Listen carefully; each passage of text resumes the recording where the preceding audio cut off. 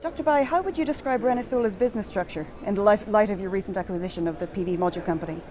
ReneSola is a global leading manufacturer in wafer, and the company is quickly evolving into a fully integrated business model with the recent acquisition of GSC Solar, which we announced a while ago.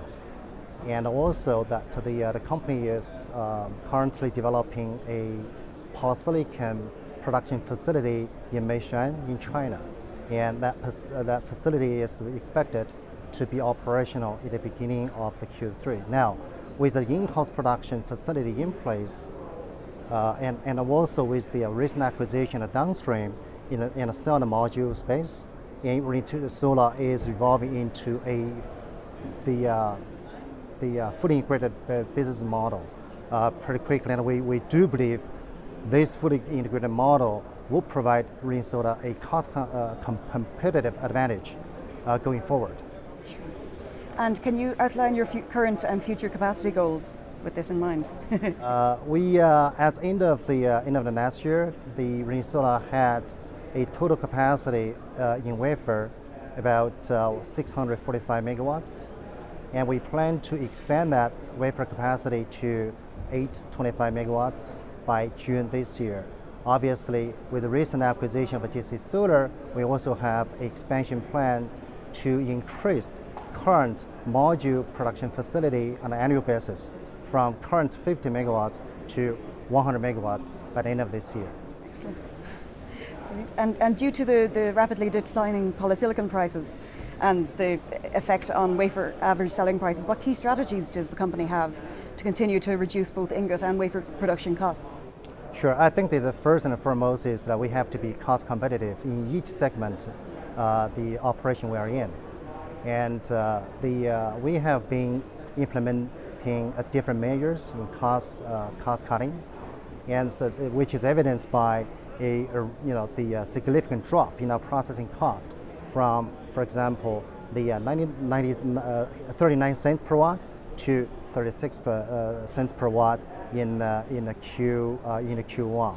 And this is one thing we're pushing ourselves very hard to cut down production costs through different measures, including the optimize our procurement strategy for consumables, etc. And obviously, its second input for us here is to look at the full integrated model, which would provide a cost competitive advantage further to our overall cost structure of the company. Sure, and with that in mind, do you expect to continue to produce both mono and multicrystalline wafers? Yes, we do. We intend to maintain a fair balance in our production offering, which consists both mono and multi wafer production. Sure, and would you be venturing down the UMG-silicon route? Well, on the UMG, interesting topic, we did some research on UMG, and we made a good progress on a UMG-based product. However, with the recent significant drop of a polysilicon price, and frankly, the attractiveness of UMG-based product is vanishing. So the UMG product is not currently on our top priority in R&D. Okay. Can you give us just a rough overview of your global sales, and particularly how you position yourselves in the US and the European markets? Sure. Historically, ReneSola really focused more on the domestic China market for a reason. China was the second largest cell and module producers in the world last year, and expected to be largest today in this year. So naturally, we had more sales made in China than international markets. But this year, we have made a decision to diversify our customers in the key international markets, such as the US and Europe. Last year, we had about 60% sales made in China, where this year we expect the reverse percentage, where international sales would constitute about approximately 60% of our total sales versus 4% in China. I see.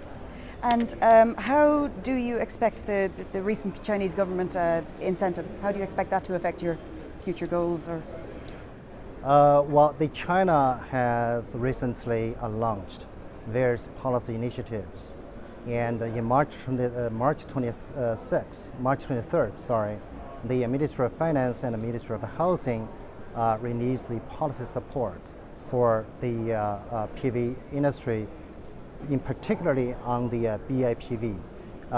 There are subsequent few measures being implemented, being discussed right now. We expect that the further implementation rules will be released in a very near future. We see this as actually a very, very major positive step the Chinese government has made to address the concerns of carbon emissions, to make a cleaner world in China, which is getting worse.